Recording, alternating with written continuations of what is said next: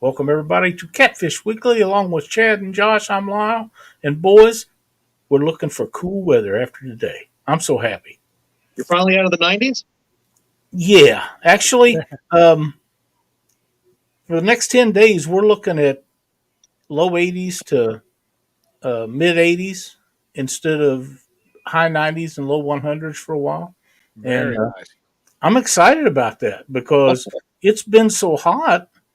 It's been miserable for us. I think it's been miserable for the fish, Yeah.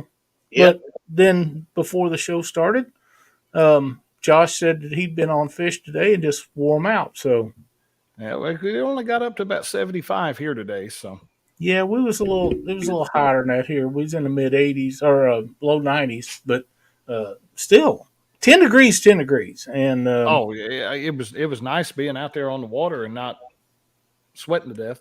yeah, well, the lows are going to be in the 60s, so that makes for a really good morning fish. Mm-hmm. I mean, you can go out and have a wonderful time and not get, if you want to go in before it gets warm, then you can, and it still makes for a nice day on the water. So, yes, it does. Chadwick, what do you say we welcome everybody into the show tonight? All right. Welcome, everybody, to Catfish Weekly. Oh, you already did that. You meant the chat. Yeah. Apologies. We got Mr. Mike Sampson. I believe it might be his birthday. Happy birthday, if it is. Oh, yeah. Heck yeah. We've got avid fisherman, member Mark from Catfish and Crappie, Cat Life Outdoors, Hooks and Hammocks. We got Bumpin' Mike Greenwell. John Patrick Jr. has made it in tonight. Mr. Bink Fox. What's up, James Fox? Mr. Maurice Kaysen. Dave Funk. Tacklebox Mike. Calvin from K&B Anglers. We've got Dale Hayslip. Member Brian B. Catfishing. What's up, buddy? We got Mr. Parker Pursuit, Joe Buck 66, Van from B3 Customs. We got Fishing with the Squirrel, Joe Newman. Wow, I'm already to the bottom. Wow. Kevin Hopefully Fisher. yeah. We'll go back up here and make sure, but. Did you mention Dee's in there? No, I did not. not. She is not in here. Well, Mark said she is. Mark don't even know where he's at right now, let alone where he's at. I knew that. No, Dee was very wore out from the weekend, so she took a nap and I hear her stir in there, so she may be up here in a minute. I did see something in here if I can find it again. Yeah, there it is. Dave Funk, 51-pound flathead over the weekend. Very Good nice. job, Dave. That's an awesome fish.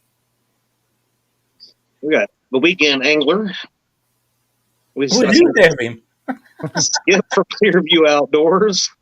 Downtown Ernie Brown. I hope you're feeling better, my friend. Did Ernie get home? I hadn't heard. I was Not tied yet, up. I don't think. Wow. Man, they're Think milking that insurance money, ain't they? Oh, I know. Well, last I heard him talk the other day, it would be like possible maybe today or tomorrow, but I may be incorrect. Wow. Yeah, I'm sure he's sick of being in there. I am sure Ernie is ready to be home. Yeah, and Chrissy's probably ready for him to be home. That way she could practice up on her boxing skills. Well, I bet the nurses are probably ready for him to be home. You're probably right. Goodness gracious. There's David Smith. We got Mr. Kitty Whiskers. What's going on? Man, He's right there. He's still in. Wow. Well, Ernie, we hope you get out of there pretty soon. Yes, sir.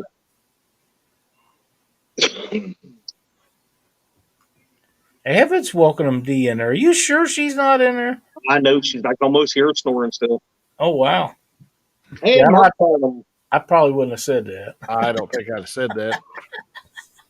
As long as she doesn't go back and watch this. Mark. Hey, there's Mark Meyer. Hey, like I told her earlier today, I had borrowed something at work, and she's all, "You better bring it back." And I said, "Listen here, lady. Who took you out on a Saturday night and put you on all kinds of fish? I bet you didn't say it like that. This guy. I'm guessing you probably didn't. Yeah, I'll take things that didn't happen for 500, Alex. Yeah. Listen, Linda. Hey, Joe Buck 66 was the first one in chat today. Beat Avid and Jody and all them people that work so hard to get there. Double Hook Angling, what's going on? Good to see you, Dave. Dave had a good video out this morning, as did Josh over the weekend. Another short tip Saturday. Trying to remember if I watched yours or not, Josh. Because we went out Saturday morning Yeah. for a little while and then came home and took a nap and went back out Saturday night. So, I don't remember if I watched or not. I know Bob and Mike Greenwell had a neat one that he just put out where caught a piebald. I've got to watch that one. I'm gonna watch that one later on. Yeah, I've never caught one, and now just in the last 6 months or so, I've seen a couple of them caught. Hey Jody, how you doing? Oh, good. I'm glad you got it, Ernie. You never know. Of these people telling us that they get their stuff that we mail off, and Avid usually has been sent out twice. So keep me posted on that. But sounds to me like he's got a good, nice collection of these cheap jigs. Or the mail department anymore, and the reason I use the post office, that's the only game in town. We don't have anybody else in Buffalo, Missouri that ships things. They have boxes that you can leave stuff for FedEx and UPS and stuff like that, and that's never worked out good for me, so I don't do that at all. And I can take it. The post office will either pick it up here, or I can take it downtown, which is virtually 5 minutes to the post office, and work out. And to be quite honest, there's a few every month or every year that we have issues with. Yeah. But it seems like this year's been more than normal. But still, if I ship something like a fishing rod, 2-3 weeks and I'm paid on it. If you insure it, they'll pay you. The post office will pay you regardless. Yeah. FedEx, I don't know about. I never had a claim against them. But UPS has never, ever paid for a claim. Never. No, they broke multiple things that I've shipped, and I never received a dime from them. But the post office, within 2-3 weeks, I got a check, and I'm on my way building and replacing whatever it was that got destroyed. And they've run over 3-inch tubes of fishing rods with a forklift before, and tire tracks on them where they broke 2 or 3. One time they broke 6 rods is in a tube. So that was at Christmas time, and I know things are a little bit more hectic there. But the post office, if they break something or it gets lost, they will reimburse you. And so far, nobody else has. And why buy the insurance if they're not going to pay you?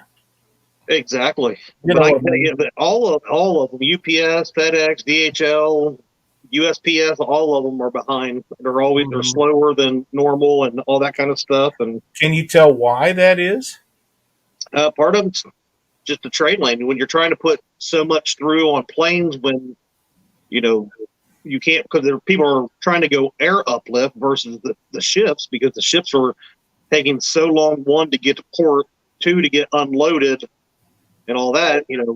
People don't want to wait for their goods. So what they are utilizing is trying to take up some of that airspace when they call it express, right?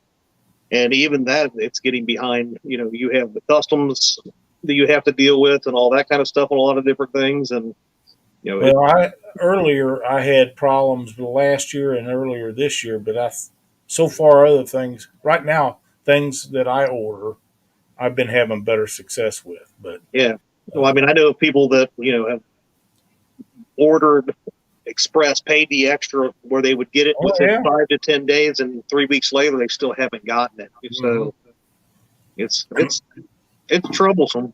Let's face it, the express or the upgrade is expensive. Exactly.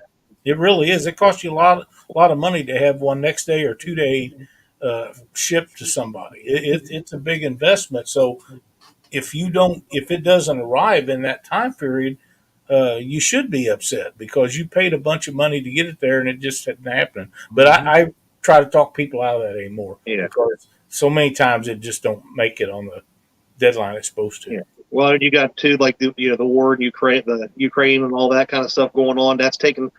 I think we lost 7 or 8, like 747 aircrafts with my company out of our network. So you think about how much room that is. That those a lot of those planes, they don't just make one stop. They travel, U.S. to there to Asia, and then they make several stops. And so you lose those out of networks and stuff, and we're not the only ones out, obviously. So I've never shipped anything. Not that we're talking about, Yeah, I never shipped anything to Ukraine, but I have shipped stuff to the Philippines before, and I think Germany. Yeah. Maybe England once. You'd be surprised how many of those, especially if everyone air uplift, how much of your merchandise, your fishing merchandise, is going from multiple countries, not just from that country to U.S. or U.S. to that country. So makes you wonder if that's part of the reason we get these diseases. Then that hard telling. You know what I mean? Hard telling. You're going all over the place when you can't do. Oh, this is not cost effective to go from A to B. It's just not. It's not. Chad loses not only rods. What? He's losing airplanes now too. I'm not losing. That is not my fault. Check the river. I did lose something to the river this weekend. We can get on topic, I guess. Hey, McLaughlin says tomorrow's my birthday. Them blues better be biting. Hey, happy birthday! Heck yeah. My Compex light. We sit there all night. Barges coming through, boat rocking, no issue. Party boats, and they had the river boats going up and down, no issue. A little bitty boat that barely made any wake at all, and the suction cup on my ring light popped off, and everything went in the water. Oh, man. Luckily, the ring light we got back because it's corded, but we lost the base. So now I got to figure out some kind of way to get all that set up. Short tip Saturday. Yeah, send me a picture. I'll work you something up. I actually do have an idea, Josh, and I might get with you, see if you think it would work. Get me on it. We'll Get out the duct tape. Welcome, Dieter Melhorn. Good to see you in here tonight. Hope you're out doing some fishing. Haven't seen anything. You had a video on it over the weekend, but I haven't had a chance to see it yet. Abbott says magnet.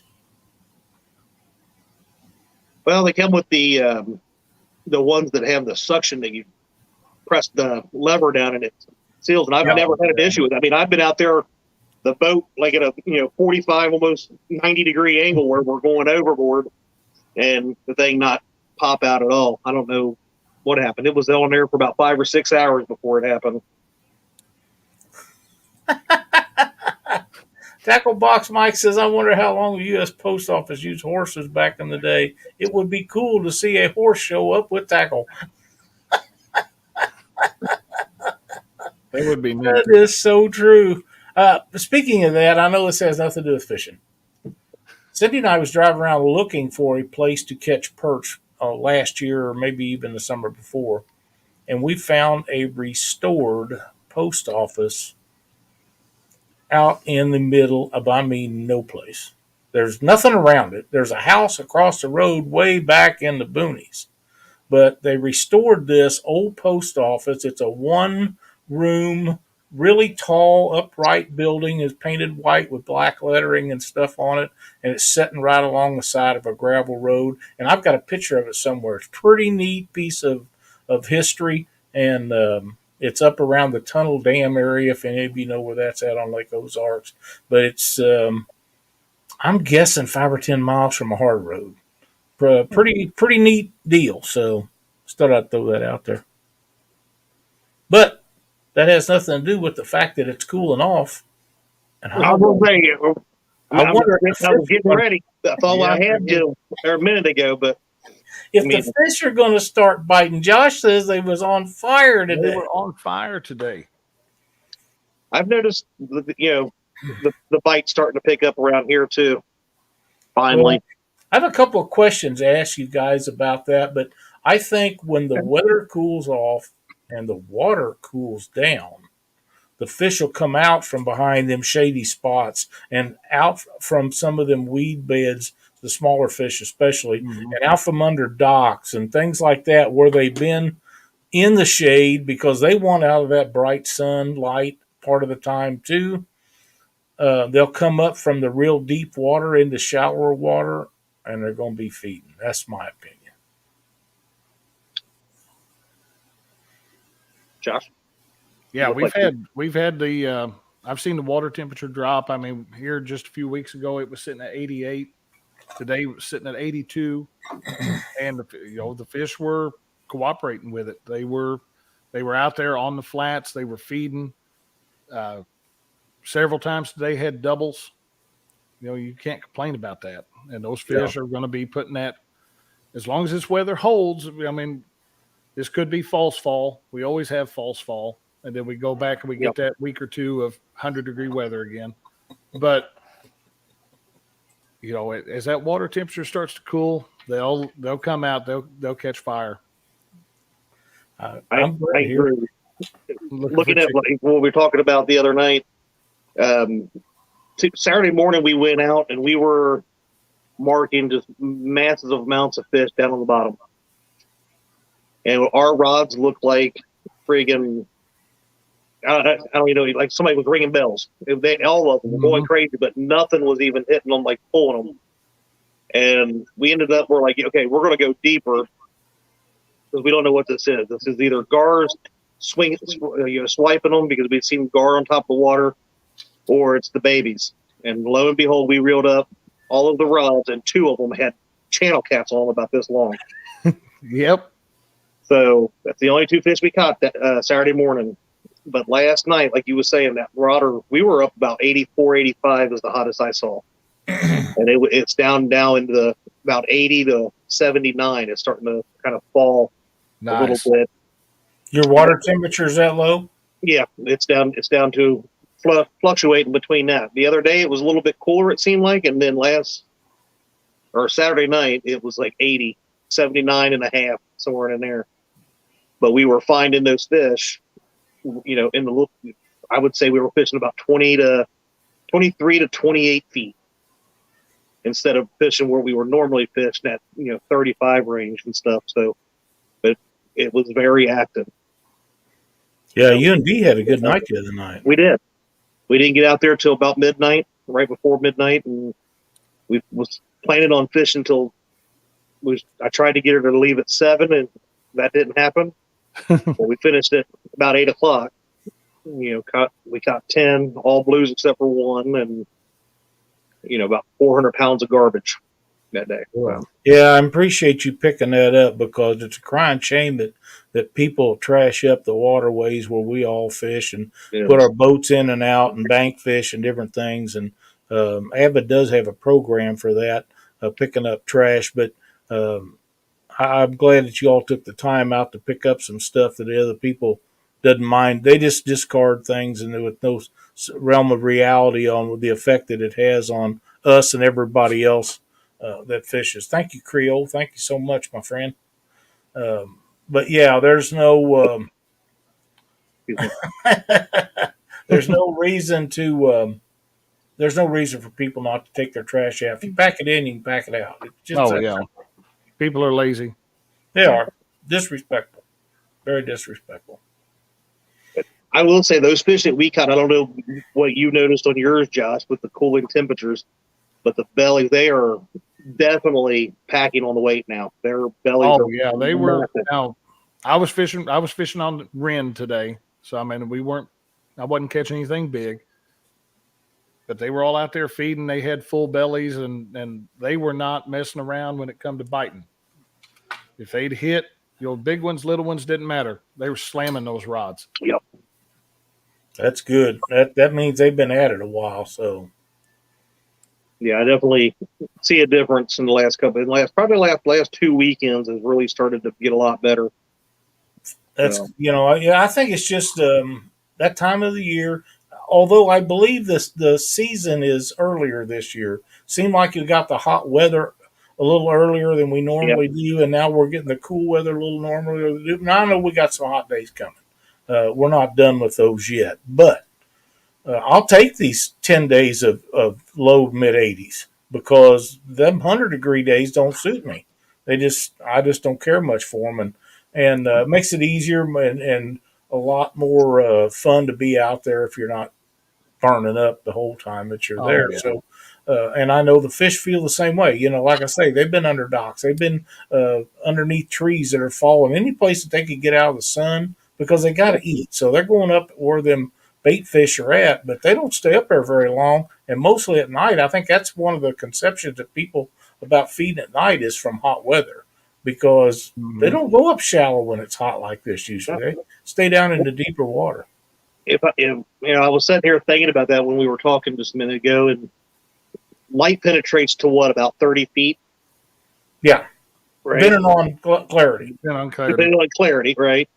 So, do you think that's why that 35-foot range that I love so much is probably so, Yeah, I'm the same way. 30 to 40 feet's my favorite. Oh yeah. Yeah, because they're laying there right outside of that heat of light, and then they're able to come up and feed right out of it. So, Mark Barnum says that Iowa DNR has a program that if you contact them, they will send you 2 mesh trash bags to collect trash in. Dump the trash at home and repeat the next time out. Man, what a great idea that is. I like that. I do too. But, I have to commend Iowa for doing that. I think that's a great thing. I would like to see the other 49 states put that into effect also. There's Terry Rogers in here. So, what'd you say? I said Terry Rogers is in here. Oh, Terry. Good to see Terry in here. Going, Terry? Great fisherman. But yeah, that's a great program. I'd love to see the rest of the states involved in that. But I think that as long as the weather, it doesn't have to stay in the 80s all the time. It like I say, I know we got some hot weather coming back. It's not all gone. We still got to get the rest of August and September. Mm-hmm. But what I'm looking for is October, November. Them's my favorite months of the year, other than maybe April and May. I like those pretty well too. But October, November, usually very conducive to people that like the cool weather. The fish seem to like it. I like it. It's comfortable to be out in. Now you do have some stormy stuff coming on, but the fish condition themselves to the change in the weather.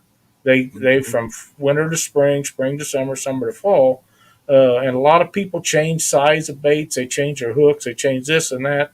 I use big baits year round, so it doesn't matter to me now. If I'm not getting bit at all, I'll downsize. I don't like to, but around here, I rarely go below a 8-aught hook. A little catfish can get a big hook in their mouth. The only thing bad about that is I hate those little channel cats. We were using either 8 or 10-aught. Yeah, they get them in their mouth. Yeah, they can. The only thing I hate about big hooks with small fish is it usually pokes their eye out.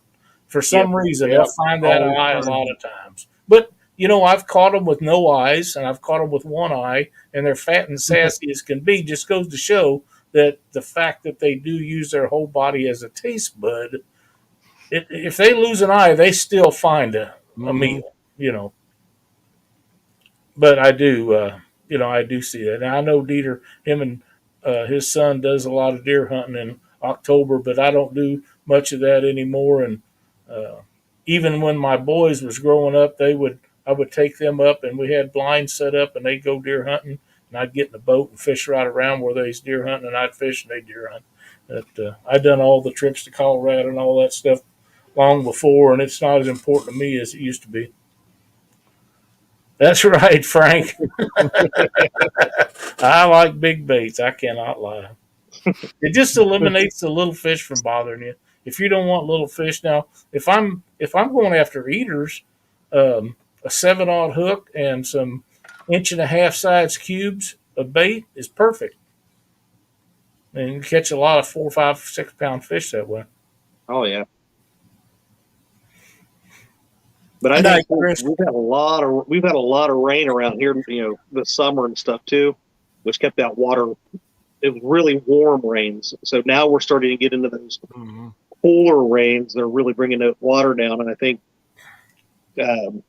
that'll help with what we're seeing right now. When we're talking about kicking them up and getting them ready, because I think they're ready for that Farmer's Almanac predicted harsh winter. So yeah, we haven't had that much rain yet, but it's coming.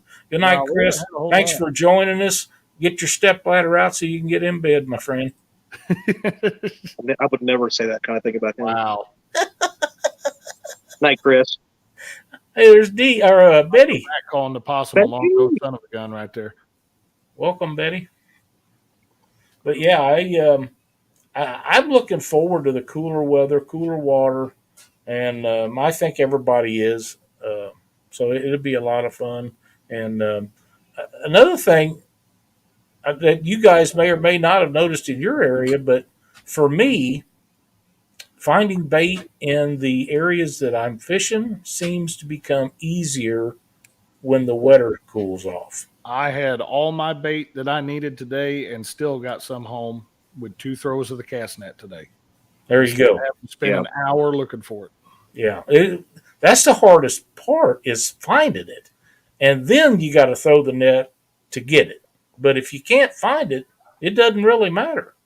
Yeah. Around here, it's been months trying, get in. If you got we'll call 5 to 8 inch shad, you were feeling pretty lucky. Our big 8 to 10 plus inches were like non-found. You couldn't find them anywhere, no matter where none of our bait holes. And now we're starting to see them group up a little bit back in the creeks and stuff. So we're actually getting on some decent shad and stuff like that. See, Chris Flores has joined us. Muddy River Catfishing is in here. Chris, I see Dustin snagging listeners. Great to see Chris in here. Terry said he's going fishing for skipjack tomorrow, and that's what I was thinking of. We was talking about the water cooling off. October and the first part of November is dynamite for skipjack. That's right. I don't use them hardly at all during the winter, but October, November, I'll go put a bunch, vacuum seal them, and they'll be ready for spring. Skipjack. He did almost say that. You're right. Yeah.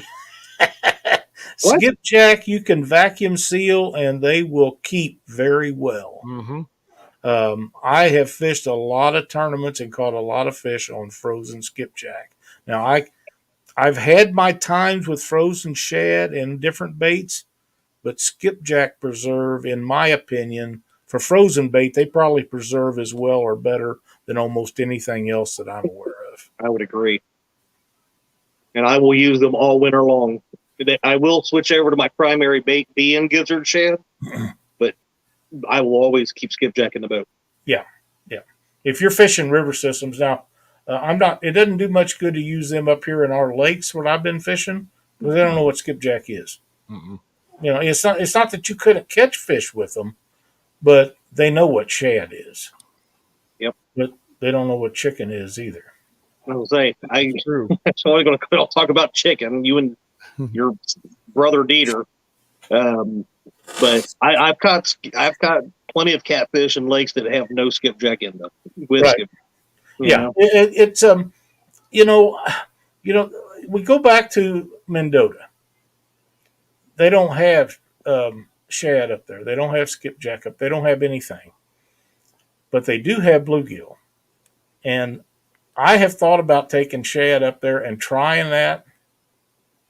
The other thing that I would like to try up there is some cut carp because there's a lot of carp up there and they're usually spawning when we're up there. But I think bluegill and carp will outcatch anything else because that's what they're used to feeding on. That way I would say just like the rest of us if they don't have a good coat. Asian carp preserve very well. Yes, and they're really tough.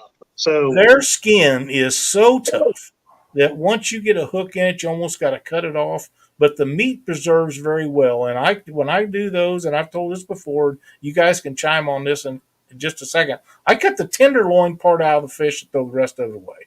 Mm-hmm. And when I do, I have gallon freezer bags, Ziploc freezer bags. I put them tenderloins in there, and whatever juice is on that fish, I drain it right into that bag with it, seal it up, put it on ice. I never vacuum seal them. I take them home, put them in the freezer that way, and they're still good the next time I pull them out. They're just very. But here's a quick tip: if you have those freezer bags, zip them all the way over and leave about a 1-inch space.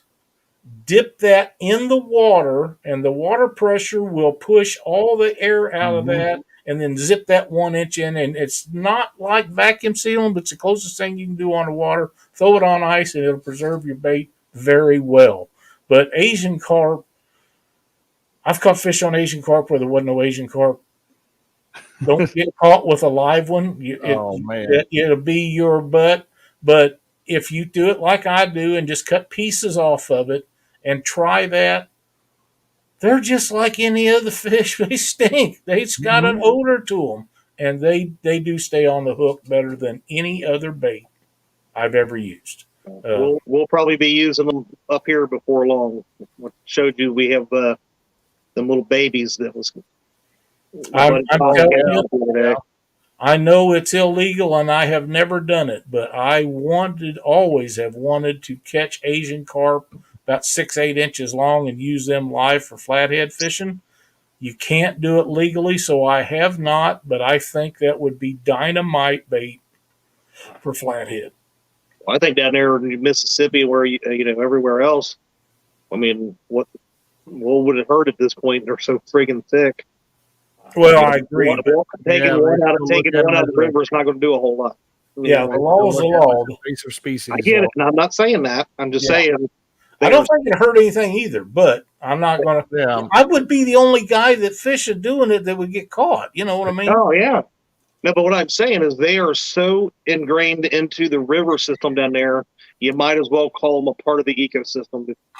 I don't think there's any way they'll ever get rid of them things now.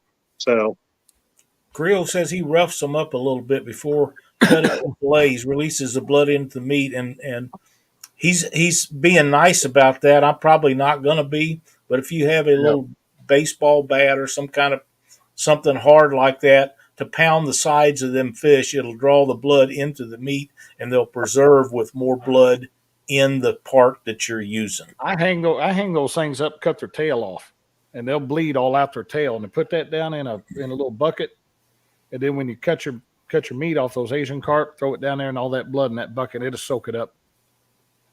That's a good idea too. Now, does that work well with regular common carp and stuff as well in the same sense? Or I'll be honest, I've never been a fan of carp. Everybody talks about carp being great bait. I've never had any luck with it. Had good luck with it. So it's not as, it's more sporadic. It's not as constant a bait as shad or skipjack or moon eye or something like that. But when they're on a run for Asian carp, you can have your way with fish.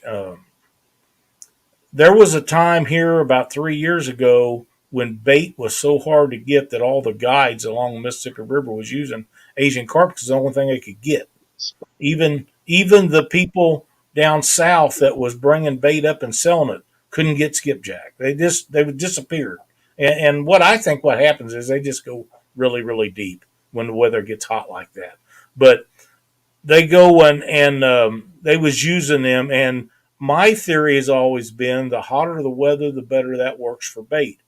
But that drought on skipjack lasted so long that a lot of the guides was using it up into the wintertime, and they was still catching fish on it in the wintertime because that was the only bait they could get. Old Jerry Parker, he likes common carp. I've never had any luck with it. And about like drum. I know people that get fish on drum. That's another one. I've never caught anything on drum. I've never had a bite on drum. Ever. Me either. And I've used it countless times. I've filleted it. I've chunked it. Nothing.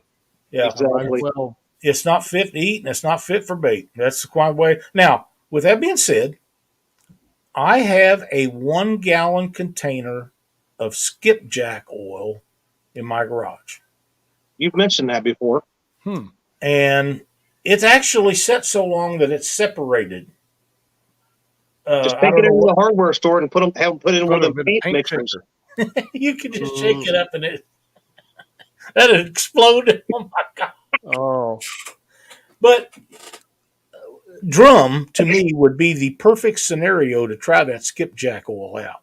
You could either suck it up in a syringe like you do when you put it in meat, or you could just soak it in there. But I'm thinking the syringe and inject that into that, and then let it soak too. And if that would work, that's the only thing I could ever see drum good for. You could use it, that injector too, or use that one on some chicken. Lyle. Yeah. Or you could put that in a pump sprayer and get people's up there in their cowling on their cars. Oh, yeah. Like up at Mendota, like certain people that we know up there. Yeah, I'm not going to do that. Yeah, K&B don't think that's nearly as funny as you and I do. I think it'd be pretty funny. Oh, yeah. We got to make our way out to Georgia together, Lyle. Well, we need to do that, and we'll pretend it's paint. See you, Kevin. We'll pretend it's paint and poke. Kevin, I need this shaken up mix. We're gonna paint our boat racks. I'm guessing that if we ever showed up down there and we went into the store where Kevin was at, he ain't shaking nothing. No. Well, he can't keep his eye on both of us at the same time. That's all I can say. Oh yeah, I'm not going to do that. But I've often thought about that skipjack oil. I really have, and I just never have tried it. And I keep thinking I'm going to, but I just never have. So maybe one day we'll figure something out. And yeah, I did see that video. I did too. I kind of take that with a grain of salt. I'm not sure I believe all that, but it could happen. Wow. I just know that I'm going to the store tomorrow and I'm getting me some paint. We'll try it out. Try that WD-40. Hey, I got some tournaments coming up and I need some advantage. There's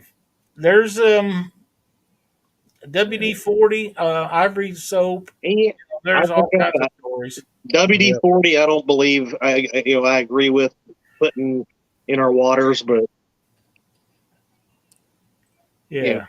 I mean, to me, putting some Pam cooking spray on something to throw out there, the fish ain't going to hurt. They're going to come in, prepared to be on the fryer. So you're just preparing them for That's right. I'm preparing them to be fried. Getting ready for the Crisco Disco. That's right. Uncle Lou made it in. What's going on, buddy? Uncle Lou. Hey, Lee. Uncle Lou had some photos of some new rods today on Facebook. He did. Sharp. I've been waiting. Welcome, Kenneth. Glad to have you in here. There's Ken Smith. Commercial fishermen use drum to bait trot lines, usually cut up in 1/2 inch pieces, left out in the heat to sour. Maybe that's where I'm going wrong. Might be what we're doing wrong, trying to use that stuff and have fresh. done well on smaller blues and channel cat. Hey, if it catches eating size fish, I'll that's the only thing I have done is I've tried it countless times, and I've never even had a bite on it. Never. I mean, it's at least one or two every time we throw for shad that we catch. Well, if you follow Dockery around, you catch all of you want. Oh yeah. Mm-hmm. Just put Dockery in a catfish tournament, and he'll get you all the drum you need. I'm thinking you're right about that. Yeah. What other questions did you have, Lyle? I know you said you had a list of questions. I know you asked one, but did you ask any of the other ones yet? I don't even remember what we was talking about when I said that. We're talking about what the whole discussion for the show is. Yeah, I don't remember.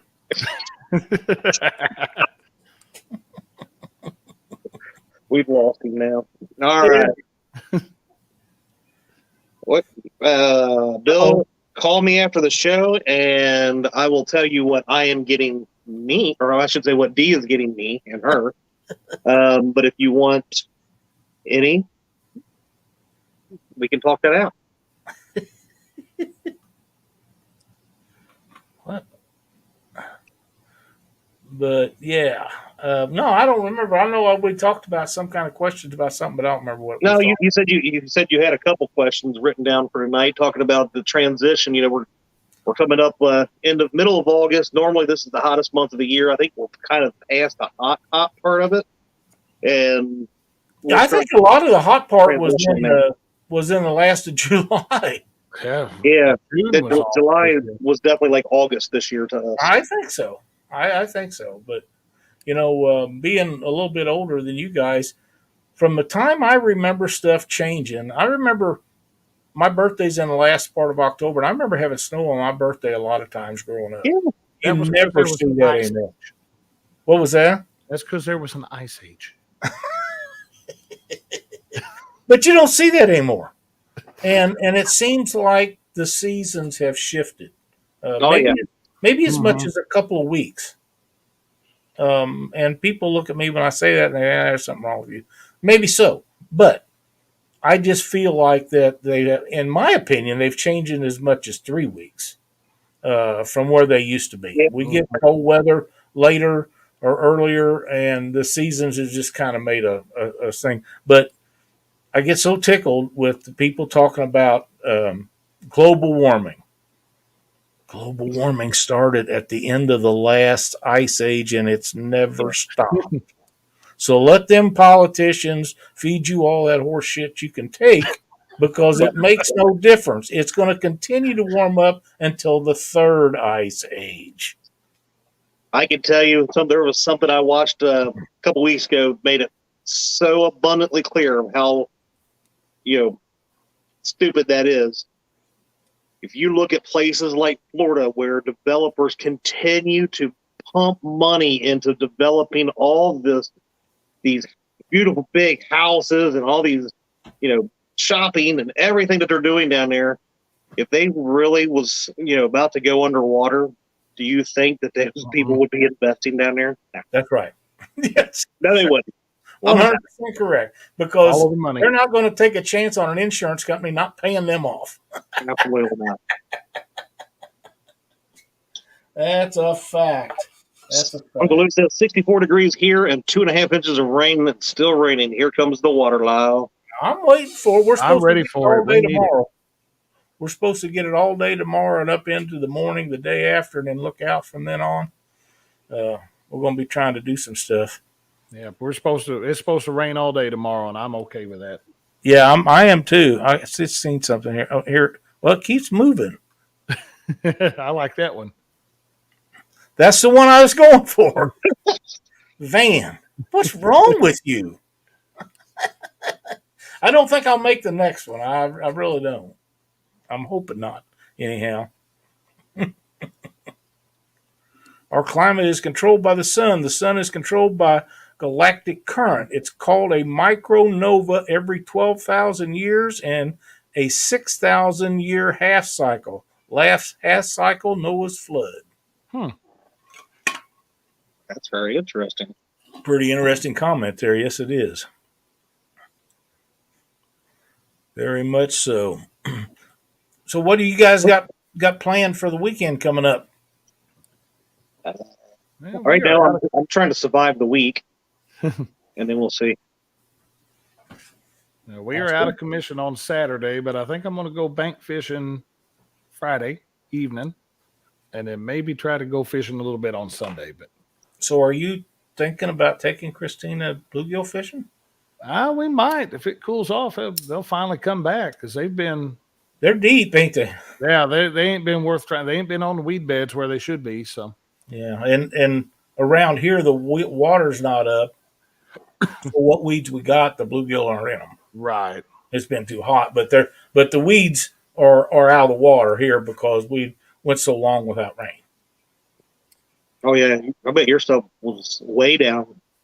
The creek that I normally go out right outside town, where I took the fly rod out that day and made that little short video, there's where I can get to. There's hardly any water in it at all. There is still a little flow, but it's very little.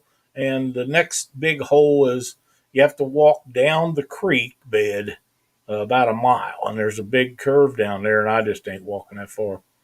I don't need to go down there that bad. Oh, fancy. goody. There's a package for you. Sweet. Sweet. So Always interested in that. in the talks of getting ready for the fall transition, what will you fellows be changing as the temperatures start dropping?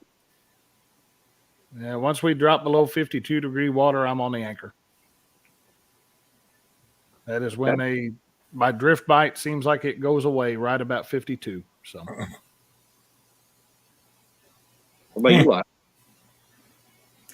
I'll still be drifting or dragging baits on planer boards up until it freezes or just gets so cold I don't want to do it. But you really got to go slow.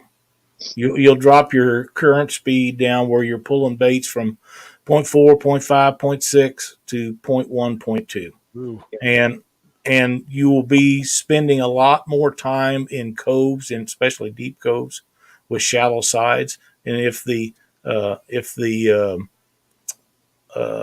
sun is out hot and bright and you see shad flipping alongside the banks, you better get your boards up there. yep. If you don't see them flipping anywhere, you better move them out into some deeper water, and maybe not all the way to the bottom, but usually there'll be some good fish at the bottoms of those deep coves. And I will have a better time finding bait because all the shad and stuff will be in the back of those coves when it starts warming up, and it's a lot easier to get, and I don't have to worry about throwing the net too many times. Yep. I would say the same thing as far as the speed thing. Trying to figure out if you can do it suspending current's not super crazy. Getting it as slow as you can. I think the big thing with that or those methods of fishing is speed control. I gotta tell you, fellas, I'm going to try something this fall Fishing. that I haven't tried in a long time. I've been watching a lot of guys' videos here recently where they're using smaller size hooks. People are making a change back from using 8, 10, 12 hooks to 5, 6, and 7 hooks. They're still catching 30, 40-pound fish. Oh yeah. I'm thinking that I'm going to try smaller hooks and maybe smaller bait, because what I'm going to be targeting a lot this fall is going to be eating size fish. Now, that does not mean that I won't take a big one if it comes along, but we rarely keep fish. But I want to keep some this year because the conservation department in Missouri wants us to take those smaller fish out because we're overpopulated with them. Well, who don't like to eat them anyhow? So instead of throwing every fish back, we're going to keep a few, and I'm going to target smaller fish this fall and see if downsizing will make a difference. Of course, we're still going to have some 8/0 hooks, maybe not 10s, but we'll have 8/0 hooks with normal size bait. Now, I'm not talking about hand size. I'm talking about chunks, 2.5, 3-inch chunks. We'll still be using those and see if it makes a difference on the number of fish we catch versus quality of fish we catch. Does that make sense? Yep. I would definitely think the quantity would go up. Like what we've been talking about with what's happening with D and I, where we're getting, oh my goodness.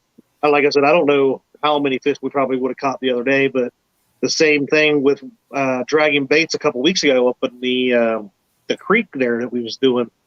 We were pulling in 6 rods at a time that we were dragging, and every one of them would be without bait or just have skin hanging there where the little, they were just pecking the heck out of them. And, What's one of the reasons why I like using big bait, because it keeps a lot of the small fish away from you, but you don't catch as many. You just, or as a rule, you don't.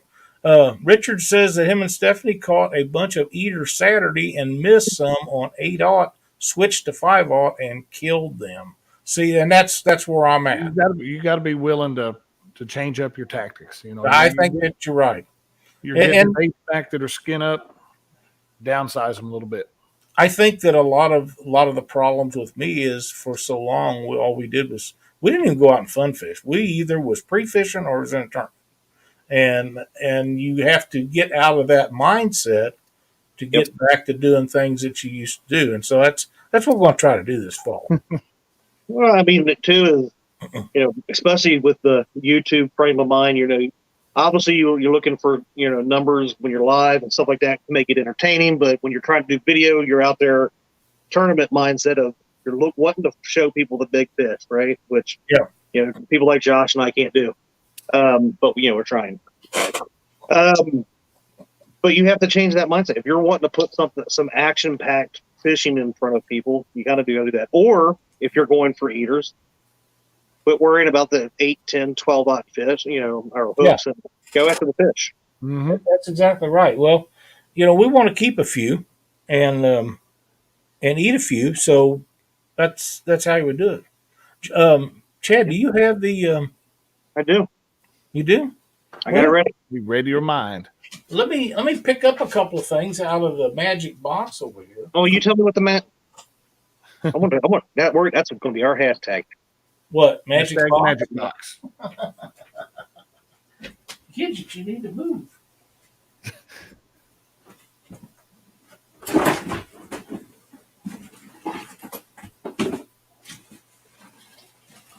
I don't know if I should use that one. Use it. You don't think that one? Magic box. I think that's even a stretch for YouTube. Come on. Okay. Let's see. We're going to share that now. Mid-South's already on board. Seen somebody already did, and I ain't even shared it yet. There we go. Hashtag magic box. Magic box. Sweet. We have one of these, which is the 2.5-inch float with 8/0 circle hook, 3-way sinker. And then we have one of these. I know you're not going to be able to see the cork very well. It's like a channel cat rig with a line rattle on it, a couple of beads. And again, it looks like an 8/0 tail hook on this one. There they come. So that's what we'll give away this week. All right. The hashtags are starting to roll in, Lyle. Sweet, sweet, sweet. Mark is coming on right after we're done. So be sure to tune in to Catfish and Crappie Podcast. We're going to go over probably a little bit tonight, and he's aware of that. In fact, encouraged it. So we should be on Chad's Magic Box. I don't think that's going to win you a prize, but it is kind of cool.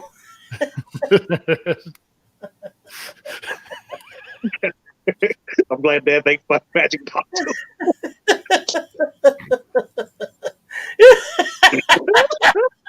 Oh my God, you guys! Oh, slap, slap. oh. Anyway, Yeah, tail hooks. I liked them for a long time. so I used to like them a lot. I don't use them as much as I used to, and I've got a bunch of them, but they supposedly would work like a circle hook, or you could set the hook with them, either one. The only way I ever got to set the hook on them and done a whole lot of good is if I offset them pretty good. They work really good that way.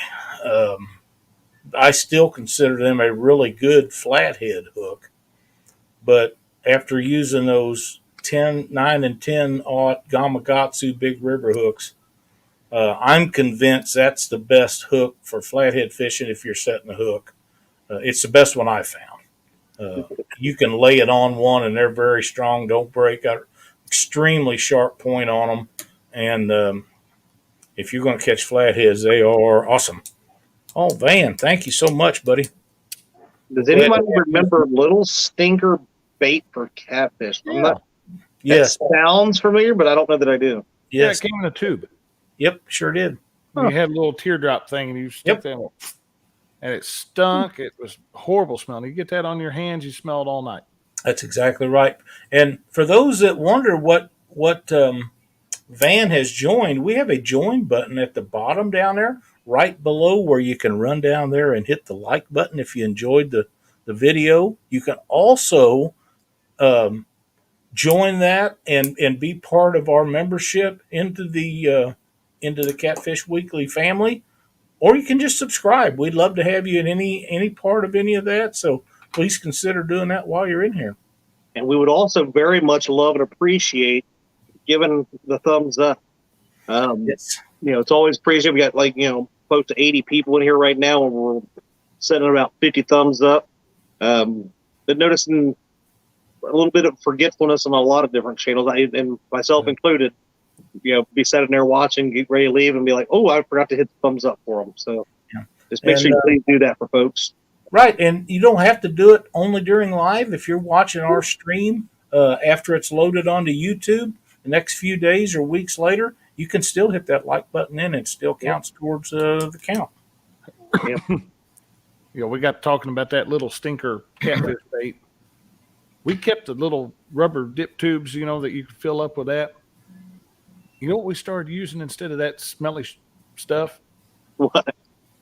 We started going to the dollar store and buy a can of that cheese spread stuff that you put on a cracker. Yeah. Fill that up with there. Those little channel cats, they'll eat that just as much as they will that little stinker stuff. And then it doesn't smell bad. And here's a thought. Who's ever tried peanut butter in one of them? That's like using bacon in my book. Yeah, I don't eat peanut butter. You don't like peanut butter? No, I don't. It's not that I don't like it. I don't like it sticking to the roof of my mouth. I don't like that. Never did. I didn't like it when I was a kid, and I never ate it then. But some peanut butter candy I can go for, but I just don't eat peanut butter. But I think that would probably, it would smell a lot better than some of the stuff that people are using. And if you had one of them little tubes and little stinker tubes, you could put it in there with a spoon or a knife blade or something.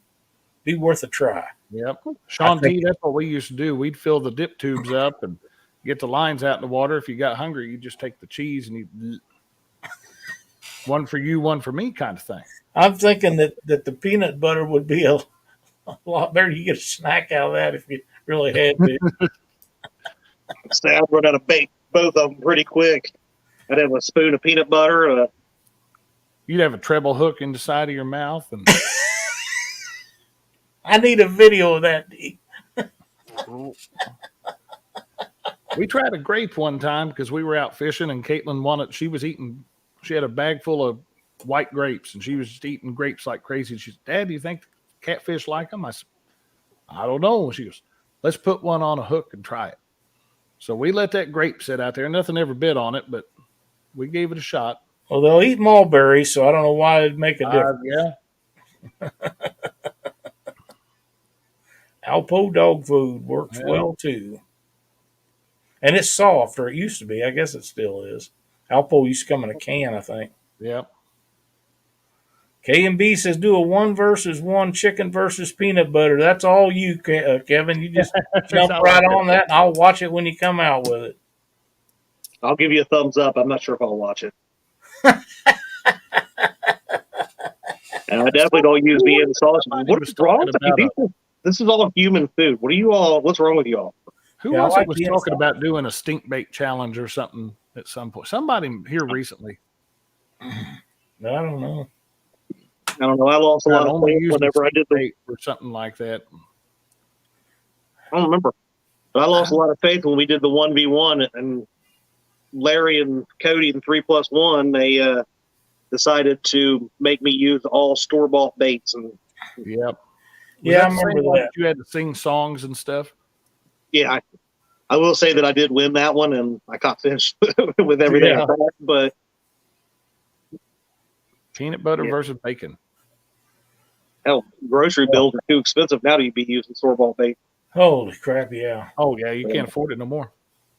Well, I don't know, even, because I don't have the luxury of being so close to somewhere where you go catch the skipjack like you guys do down there, Josh, but every once in a while we can get on skipjack up here. Not very often. It's like a couple weeks out of the year, it seems like they're running at the dams and stuff, and the rest you can't find them. Unless you're finding these little bitty ones that are this long. Next time they're running, is all I got to say. I'll bet they was, Troy. But so we're, stuck. If we want skipjack a lot of times, buying them because, catching them, if you're not stocked up, and now they went up to $8 a piece up here. For how much? $8 for a skipjack. I'm in the wrong line of work. Yeah. Hey, Paul. I know that gas costs a lot of money to go out and get it. It don't cost that much. No. Yeah, that's just I ridiculous. don't know if it's that and the regulations, depending on where they're catching it at or what, but it is. Well, here's the thing. If you think about it, they got to pay the gas money in the boat to go get them. Mm-hmm. They do. They got to vacuum seal them, do all that stuff. That investment should have been paid for by now. And then they got to haul them somewhere to get rid of them to people that want them. Yes. $3 and whatever it is a gallon, wherever you're at. So, they got a lot more expense than they had, but $8 is pretty pricey for a skipjack. Kevin's right. As long as people keep paying it, they're going to keep selling it for that. That's 100% correct. If you're only willing to pay for it, I'm not. I won't do that. I won't pay $8 fish. I won't either. They had MRM a few years ago. We was down there, and bait was tough. It really was. And I had put an order in and didn't get what I ordered, and other guys that ordered after me did. And I had a little case of red ass over that. Regardless, they was selling skipjack in Bass Pro Shop that day for $11 a head. And I refused to pay it. I just wouldn't do it. No, I'm not going to do it. They're not going to do me that way, and I just ain't going to do it. That's just crazy. I'm just checking this. We've been stuck at 35 for quite a few. We'll give it another minute or two. If anybody is still interested in that for the giveaway that Lyle's going to be doing. Yeah, if we're stuck at 35, let the big dog eat. Well, I was going to let everybody know it's not a magic box that he's giving away. It's something out of the magic box. Here's the first one. This is the channel cat rig will be the very first one.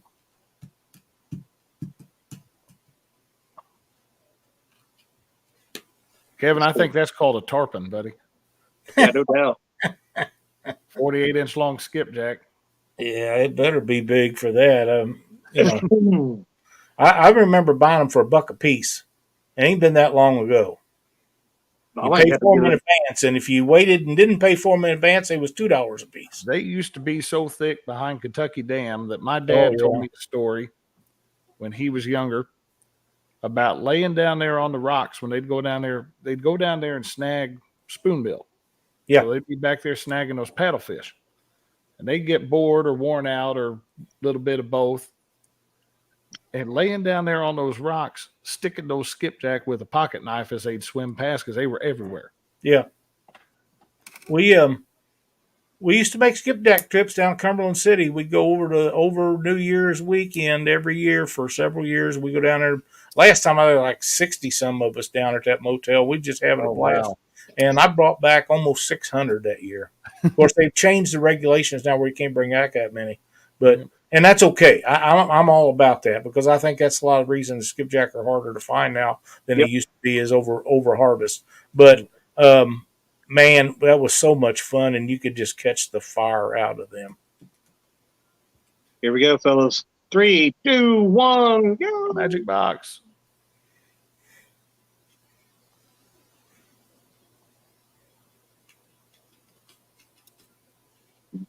Double Galen.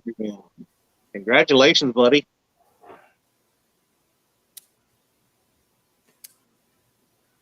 Dave, just send me your shipping address, my friend, and I will get this right out to you tomorrow.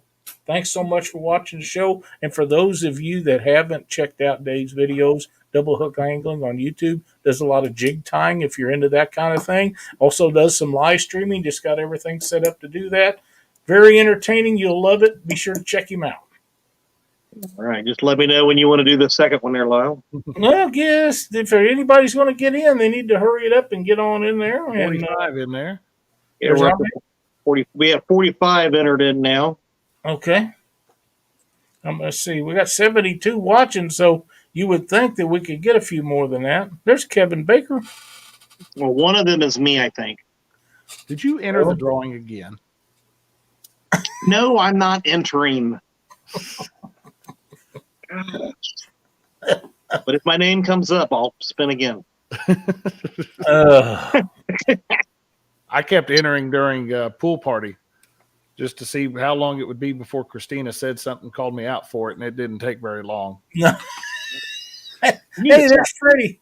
You need to stop messing with her. I was trying to win a set of my stickers. I wanted one.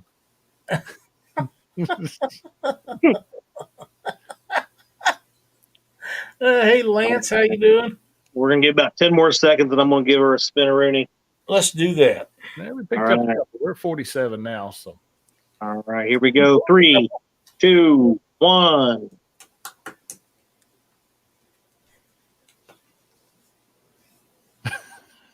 It's stuck. Ooh. There we go.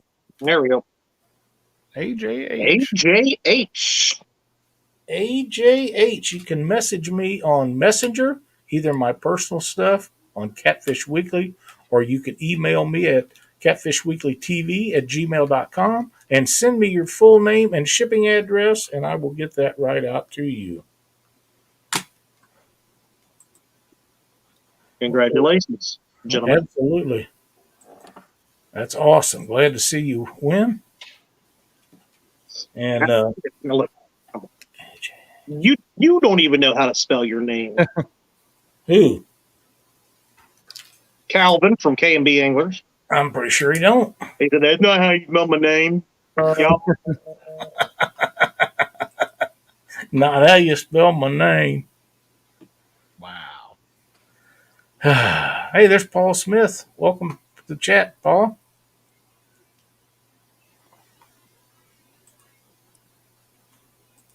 So, any closing stuff for tonight, fellas?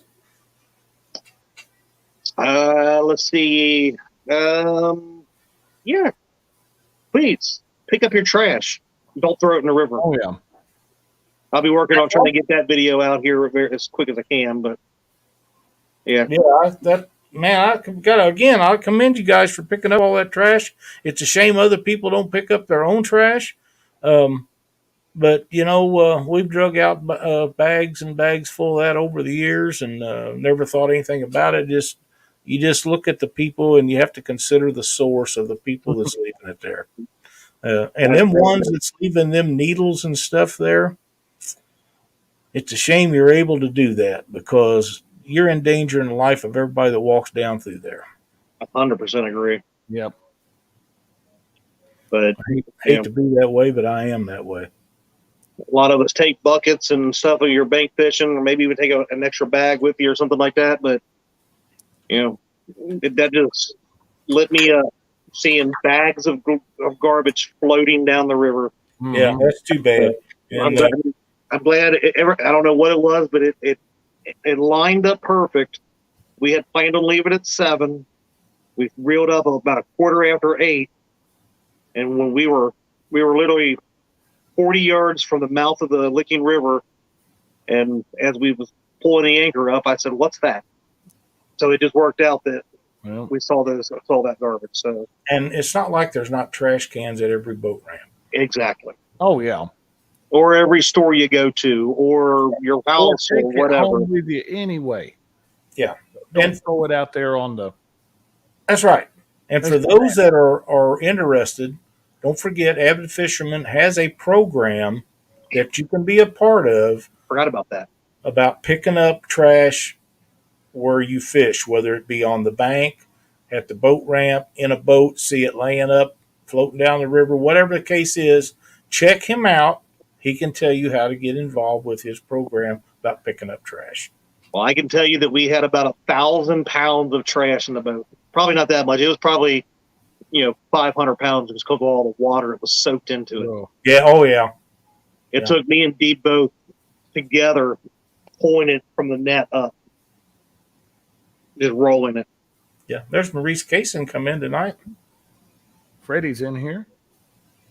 Said he sent Chad a picture. So that's scary. Send me a picture of a big old gar. Oh, wow. Big old gar? 17 pounds. That is a big gar. Caitlin loves those things. Ever since she caught one during one of Rogers' kids' tournaments, she absolutely loves gar. I think they remind her of James Dockery. They might. They're little. They're short and angry. Yeah.